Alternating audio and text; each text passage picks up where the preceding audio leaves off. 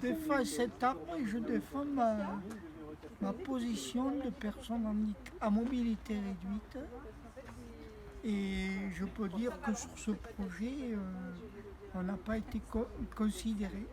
Alors le projet, c'est quel projet? C'est de construire des bâtiments sur un terrain mitoyen, mais ce qui m'impactera, c'est l'accès. C'est-à-dire? La voirie où on se trouve va être modifiée Oui. sans considérer les personnes à mobilité réduite dont je fais partie. D'accord. Donc ça veut dire que vous ne pourrez plus sortir de chez vous? En gros, oui, c'est ça. Qui dit voie exiguë, manque de stationnement. Ce monde d'après dont on nous parle, voilà l'occasion de faire une première preuve de ce monde d'après. Il y a la solution technique de passer par ailleurs, on passe par ailleurs, on refait plancher 3 ingénieurs, on change la façon de faire l'écoulement des eaux pluviales et l'affaire est entendue. Et on n'est pas capable de trouver une solution technique pour passer et éviter de couper les racines d'un arbre. Bien sûr qu'on a les solutions, mais on veut aller au plus vite et au moins cher. Sauf que ça, au final, c'est pas aller au moins cher. En tout cas, c'est perdre une richesse de la ville, de la commune. Il y a toute une branche de la science, de l'écologie qui est nouvelle, qui s'intéresse à la valeur chiffrée économique que rendent les écosystèmes. Et ça, peut-être que...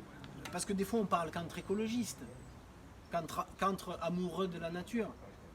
Et bien peut-être à ces gens-là, il faut leur parler de ça. Que quand on détruit une forêt, les services que rendait cette forêt, par exemple, pour le traitement naturel des eaux fluviales, pour le traitement de la pluie avant qu'elle rejoigne la nappe phréatique, tout ça c'est une économie énorme. Et que quand on doit le réparer, ça coûte 100 fois le prix. Voilà. Alors c'est sûr, c'est pas l'année qui suit, c'est pas le mandat qui suit. C'est 20 ans, 50 ans après.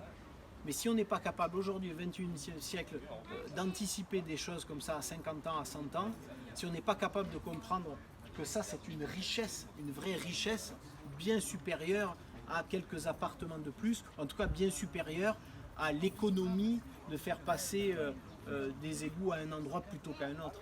Voilà. C'est pas vrai. Et tout ça, ça a été fait sans concertation. On vous a pas demandé votre avis sur... Ah non, non, non. Et j'embête plutôt que ce que je favorise.